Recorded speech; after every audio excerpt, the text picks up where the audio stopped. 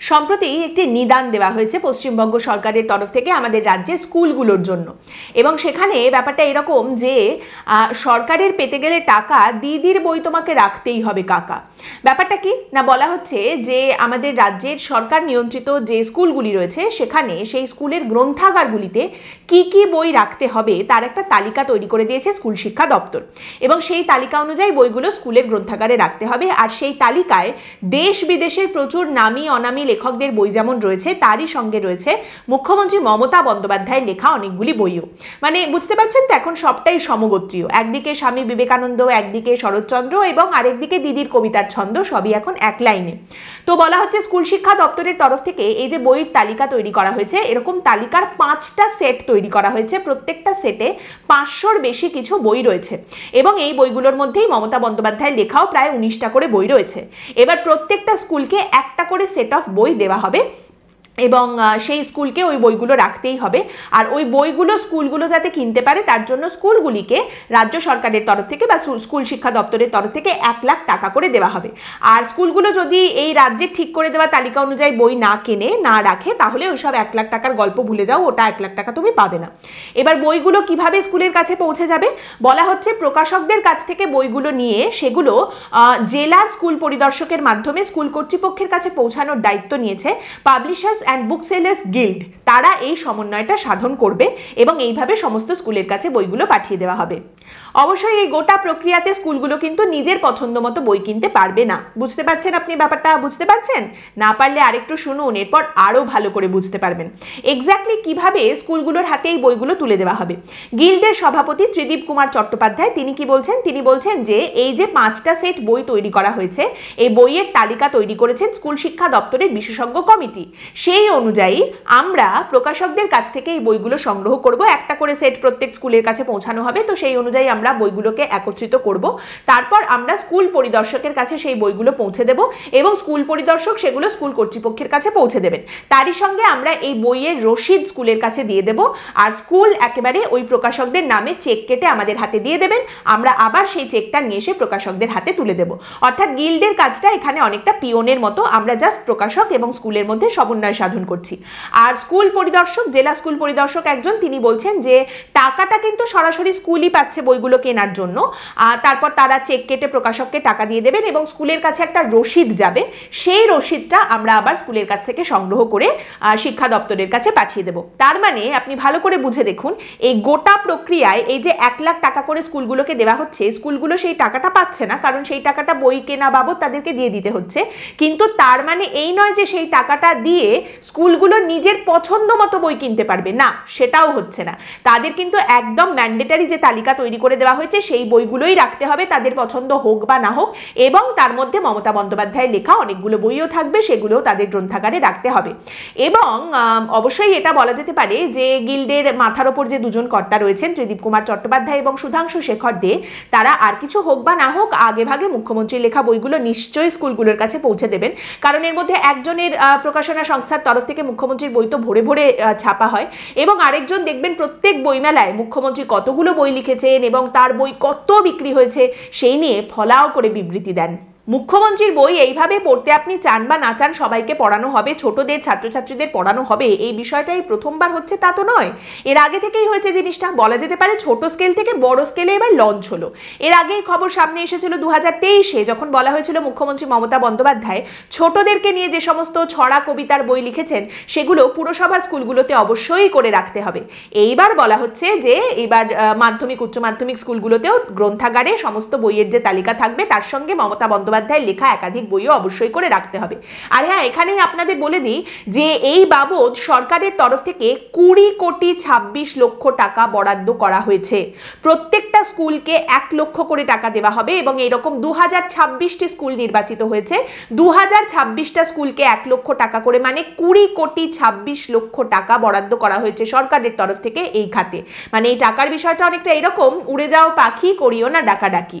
এবং তারই সঙ্গে ছাত্রছাত্রীদের ওপর উপরে মুখ্যমন্ত্রীর প্রভাব জোর করে চাপিয়ে দেবার যে উদাহরণ, সেটাও এই প্রথমবার দেখতে পাওয়া যাচ্ছে, তা কিন্তু একেবারেই নয়। আবারও আপনাদের একটি খবরের কথা শোনাই, সেটাও 2023-এ সামনে এসেছিল, যে সময় দেখা গিয়েছিল একটি সরকারি স্কুলের বুক লিস্ট, বইয়ের যে তালিকা হয় সেই তালিকা প্রকাশ করার পর দেখা গেছিল সেই বুক লিস্টের প্রথম পাতায়, যেখানে মনীষীদের ছবি থাকে সাধারণত, সেখানে ছাপা হয়েছে মমতা বন্দ্যোপাধ্যায়ের ছবি। এবং এই ঘটনাটা কোথাকার? নদিয়ার হোগলবেড়িয়া আদর্শ শিক্ষা নিকেতনের। আর সেই স্কুলের প্রধান শিক্ষক যিনি এই কাণ্ডটা ঘটিয়েছিলেন, তাকে যখন পরবর্তীকালে প্রশ্ন করা হয়, তিনি উত্তর দিয়েছিলেন এই বলে যে আমি মুখ্যমন্ত্রী মমতা বন্দ্যোপাধ্যায়ের অন্ধ ভক্ত, আর তাছাড়া মমতা বন্দ্যোপাধ্যায় রবীন্দ্র নজরুলের থেকে কোথাও তো কম নন, তিনি উন্নয়নের কাণ্ডারি, তিনি একজন রাষ্ট্রনায়ক, তিনি এত কাজ করেছেন, তার ছবি ছাপা হয়েছে মনীষীর ছবিদের জায়গায়, তো তাতে অসুবিধাটা কোথায়? এবং তারই সঙ্গে সেই প্রধান শিক্ষক বলেছিলেন যে আমরা তো মুখ্যমন্ত্রী মমতা বন্দ্যোপাধ্যায়ের ছবি লাগানো, ছবি ছাপানো যে খাতা, সেই খাতা তো আমরা বিলি করেছি ছাত্রছাত্রীদের মধ্যে, তাহলে বুক লিস্টের প্রথম পাতায় যদি মমতা বন্দ্যোপাধ্যায়ের ছবি থাকে, তাতে কারোর আপত্তি কোথায় আছে? সত্যিই তো, কোথায় আপত্তি? আপত্তি কোথায়? কেন আপত্তি? আর আপত্তি থাকলেই বা শুনছে কে? এখানে অবশ্যই আমাদের একটু মনে করা উচিত সিদ্দিকুল্লাহ সাহেবকে, আমাদের গ্রন্থাগার মন্ত্রী, টোকেন মন্ত্রী একজন আছেন, লাইব্রেরি মিনিস্টার, সংখ্যালঘুদের খুশি করার চ্যাপ্টারে উনি আছেন। তো উনি কয়েক বছর আগে আক্ষেপ করে বলেছিলেন যে তৃণমূল কংগ্রেসের নেতাকর্মীরাই তো মমতা বন্দ্যোপাধ্যায়ের লেখা বই পড়েন না, তাহলে আর কাউকে কি বলবো? এবং সিদ্দিকুল্লাহ সাহেব বলেছিলেন যে মমতা ব্যানার্জি তো 80 থেকে 90টা বই লিখেছেন, অথচ দলের কর্মীরাই ওনার বই পড়ছেন না। এবং আমি এই কথাটা মমতা বন্দ্যোপাধ্যায়কেও নবান্নে গিয়ে জানিয়েছি যে দিদি, আমাদের দলের কর্মী সমর্থকরাই আপনার লেখা বই পড়ছেন না, তো আমি আর কাকে কি বলবো? আচ্ছা, মমতা বন্দ্যোপাধ্যায়ের লেখা বই বিক্রি হচ্ছে না, মমতা বন্দ্যোপাধ্যায়ের লেখা বই তার দলের লোকজনই পড়ছে না, আবার মমতা বন্দ্যোপাধ্যায়ের বই নাকি হট সেলার, সব থেকে বেশি বিক্রি হচ্ছে, আবার মমতা বন্দ্যোপাধ্যায়ের লেখা বইয়ের সংখ্যা উত্তরোত্তর বৃদ্ধি পেয়ে চলেছে, এবং মমতা বন্দ্যোপাধ্যায়ের বই বিক্রি হওয়ার যে টাকা, রয়্যালটির যে টাকা, সেই দিয়েই মুখ্যমন্ত্রী জীবনযাপন করছেন, সরকারি টাকা তিনি বিন্দুমাত্র ছুঁয়ে দেখেন না, সরকারি বেতন তিনি হাতে পর্যন্ত নেন না। মানে তাহলে কোনটা ঠিক? মানে আপনি কোথাও এর মধ্যে কোনো অসঙ্গতি দেখতে পাচ্ছেন? এবং মমতা বন্দ্যোপাধ্যায়ের এই যে বই লেখা, এইটা নিয়ে অনেক রকমের কীর্তি তো রয়েছে। যেমন আমরা জানি যে বিধানসভায় যখন আমাদের পশ্চিমবঙ্গের মুখ্যমন্ত্রী ছিলেন ডক্টর বিধানচন্দ্র রায়, তিনি যে বক্তব্যগুলি বিধানসভায় রেখেছিলেন, সেই বক্তব্যগুলোকে সংকলিত করে একটি বই প্রকাশ করা হয়েছিল।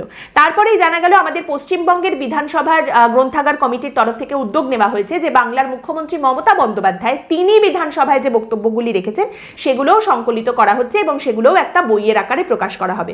তা দিদির বক্তব্যের সেই বই প্রকাশ হওয়ার পর দিদির দলের কর্মী সমর্থকরা সবাই সেই বইগুলো পড়বেন তো?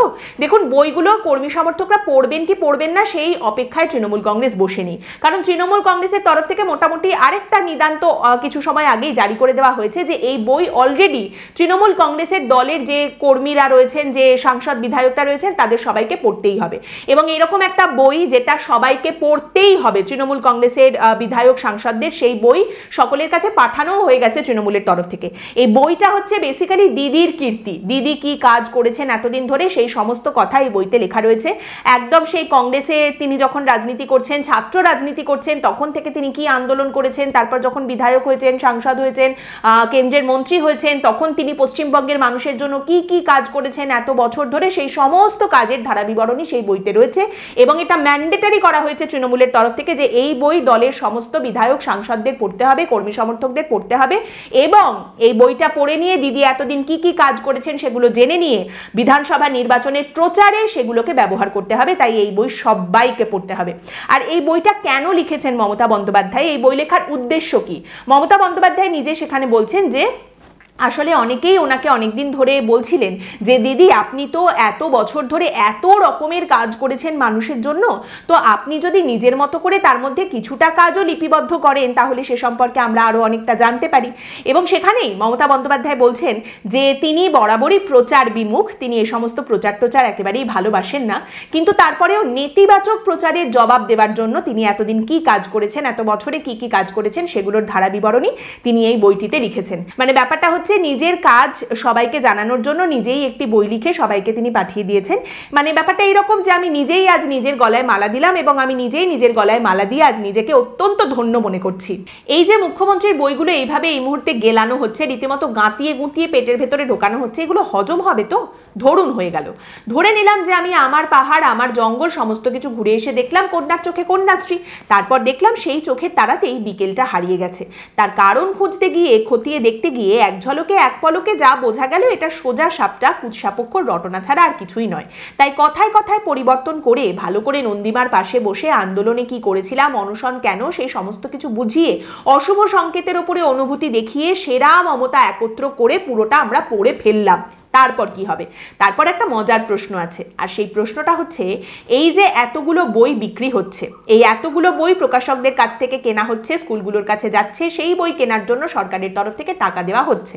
এবার স্কুলগুলো তো বই কিনে ফেললো, তাদেরকে টাকা দেওয়া হলো, সেই টাকা তারা প্রকাশককে দিয়েও দিল। তা প্রকাশকের এই যে এত বিক্রি হলো, সেখান থেকে রয়্যালটি বইয়ের সেটা কার কাছে যাবে? লেখিকার কাছেই কিন্তু যাবে। এবং এইটা একেবারে কিন্তু হাস্যকর কোনো বিষয় নয়।